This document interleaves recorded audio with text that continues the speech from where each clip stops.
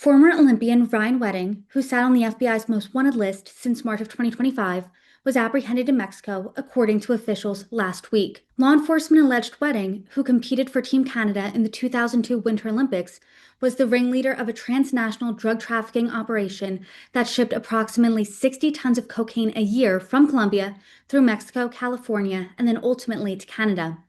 Officials further claimed that he also played a part in orchestrating the murders of multiple people, including one government witness. FBI Director Kash Patel said Wedding, quote, went from Olympic snowboarder to the largest narco-trafficker in modern times. Wedding is currently in U.S. custody and faces charges related to drug trafficking, money laundering, murder, and witness tampering. Attorney Chris Melcher joins Forbes True Crime to discuss.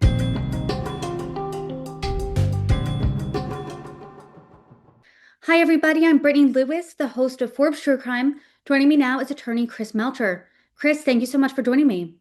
Well, thanks for having me, Brittany. I'm excited to talk about the story. I'm excited to get your take as an attorney on this case that's really gained international attention because former Olympian and now alleged drug kingpin Ryan Wedding was apprehended last week, and now he's sitting in U.S. custody. Law enforcement officials allege he was in charge of running a multinational drug ring that involved moving massive amounts of cocaine from Colombia to Mexico, then to the United States and Canada. He has been described as the modern-day Pablo Escobar and was on the FBI's most wanted list with a $15 million reward for any information that led to his capture.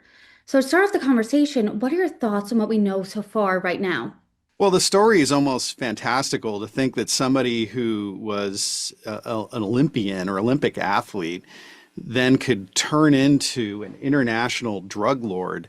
And from the accusations that this network, this criminal network, spanned multiple countries and was the largest supplier of cocaine in Canada, and this vast operation, it almost sounds like too much to be true. But then, of course, the government has what it says is evidence to make him out to be this drug lord. So it is an amazing fall from grace. And as one has described it, he went from shredding the powder on the slopes to selling powder on the streets. I mean, Justin, as you said, amazing fall from grace. And it's almost like a movie, right? You see one of the world's most elite athletes, you have to be if you're an Olympian, then turn into an alleged drug lord. I know that you've represented celebrity clients before. I'm not really calling Ryan Wedding a celebrity, but he's more noteworthy than most, right? Every headline when describing this case is former Olympian, former Olympic athlete, former Olympic snowboarder. So when you see that, does that add anything to this case that he's more noteworthy than your modern or than your average everyday fugitive? Well, absolutely, Brittany. And it was when I started in criminal defense, I learned a lot from my dad, who was a former prosecutor. And what he was telling me was that these cases that have a lot of attention are very difficult for the prosecution and the courts to get rid of. The cases where there is not all this attention on it are much easier for a prosecutor to settle and much easier for a judge to accept a plea deal. When it should not make any difference, obviously, but when you have all this attention, there's a lot of scrutiny on the prosecutor, not just to give away that case and for a judge to accept some sweetheart deal. So that itself makes it very difficult. The other aspect of the notoriety is that there's nowhere to hide. In times past, and we we're even talking about Pablo Escobar being back then, it's a completely different world now. We're leaving an electronic, breadcrumb everywhere we go. Even in Mexico, he could not hide, and there was too much notoriety. And when you're on the top 10 FBI's most wanted list, it is only a matter of time until you're caught, and that's what we're seeing here. To that point, once you're added to that list, what only does that do for the investigation, but also the case? Because at that time, I can only imagine just how much time, how many additional resources are poured into your investigation. So once they find you, is that worse news for you? Well, of course, Brittany, is that these are the 10 people that the FBI has determined are the most wanted among the probably thousands of people that they're looking for. And so these are special cases, and they're not going to give up on him. And there's a huge reward. I think it was $15 million reward at some point on his head, kind of a bounty. And then, so there's a financial incentive for people to cooperate and turn him in. And these could be people that maybe don't have anything to do with his operation, but maybe know about his whereabouts. It could also incentivize people who are part of the operation who would get some money by turning him in. That's a huge amount of money. The other thing is the cooperation element, where co-conspirators that are involved in this alleged, operation are looking out for their own, freedom here. And I think there were about 35 or so other people charged that were related to him. They also, to the extent that they know where he is, had an incentive. And I did hear some reporting about a negotiation that might have happened with Ryan and the government to turn himself in. And so there may have been this behind the scenes cooperation. And to finish answering your question about top 10 list is that there are so many incentives for people to cooperate, to turn in a top 10 fugitive, that again, it's only a matter of time until that person's caught. I can imagine when there's a $15 million reward for any information about someone, that could get people to start talking. But to your point about those talks between Wedding and the FBI, he apparently reportedly voluntarily surrendered at the US Embassy in Mexico last week. And Vanity Fair reported he had these really intense talks between himself as well as the FBI before he was taken into US custody. So, as an attorney, when you hear that, and I know that this is just conjecture, what exactly do you think? Are you thinking, hey, he might have given valuable information? Hey, he might be an informant that potentially flipped. What does that really look like? Sure. So it's hard for the kingpin to make a cooperation deal because if it's true that he is the head of the organization, there's no one greater that he can flip on, and that's the kind of classic law enforcement technique is they work with the lower level people to flip on higher level associates in the organization to eventually get to the top. So here, he didn't have anything that he could give to the government other than himself, meaning turning himself in. And the incentive there for him to negotiate a deal would be potentially so he's not killed while being captured, like what happened to Pablo Escobar. The other incentive is that he doesn't find himself sitting in a jail in Mexico, and so that he can go directly, into captivity here in the United States, which all else being equal is going to be a lot better thing for him. So what I surmise from the reporting is that he knew his time was numbered. He was going to be captured, and he wanted to know where he was going to wind up and to get there safely. I want to talk about the details here that the DOJ laid out, just how big and the scale of this operation. It allegedly was massive. Attorney General Pam Bondi, she held a press briefing on Wedding in November 2025.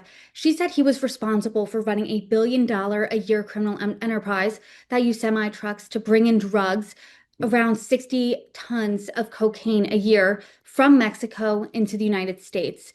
And she also accused him of controlling, quote, one of the most prolific and violent drug trafficking organizations in this world, who, according to her and according to law enforcement, he was cooperating and working with in tandem the Sinaloa cartel. She also accused him and characterized him as being the largest distributor of cocaine in Canada. When you hear these details, first and foremost, how strong is the case against him? Well, this is always something I think for all of us to remember is the difference between allegations and proof or truth. And it's very easy for us to all get caught up in hearing an indictment or allegation, even in civil cases, and think like, wow, that must be true. And so as a defense attorney, I'm always skeptical. And then also to keep in mind that everyone's presumed to be innocent in the United States until proven guilty. So when I first started hearing these allegations, I was like, how does a snowboarder, who I always kind of think of like a slacker kind of guy, do this? Now, sure, he's an Olympian. Maybe he's so intense he could do that. But it was always like, okay, I'd like to see some evidence around this more than allegations. What I think changed my view a little bit or maybe confirmed things is when there was like $40 million, I guess, of like motorcycles that were seized last month and as part of an operation from the U.S. Attorney's Office and that were seized in Mexico. And it's like, wow, okay, so obviously he's got a lot of cash to spend on motorcycles. So it kind of looked like, yeah, maybe there's a bigger operation. There was also the very disturbing allegations that a witness against him had been killed at his instruction at a restaurant in Colombia. And so that also just shows, if true, the violent nature of this person and the operation, and also would help explain why people might not have cooperated earlier based on the message really that was sent saying, hey, if you're a witness against me, this is what happens to you. And then on the flip side, I know, as you said, when you're reading an indictment, when prosecutors, when the DOJ is talking about charges against someone, it's innocent until proven guilty, and they have the chance to make their defense. But as a defense attorney, you're hearing this. Do you think that prosecutors have anything to overcome? What are some of those biggest hurdles? Slash, when you're looking at Ryan Wedding from his perspective, what's his best line of defense? Sure. So it's hard as a defendant, first of all, when you have so many charges against you. If it's a single charge saying, okay, this like robbery happened on this particular date, time, and place, okay, so then the defense says, hey, as long as we can get a not guilty, verdict on that one thing, we're good. When you're charged with like all of these crimes, it's like the only way he gets his freedom is by winning every single one of them. That is, the odds are stacked against him, first of all. On his defense, the strategy a lot of times is to say, hey, jury, how would you believe anything that these people are telling against my client? They're all admitted drug dealers, killers, convicted, who knows what they're in their background.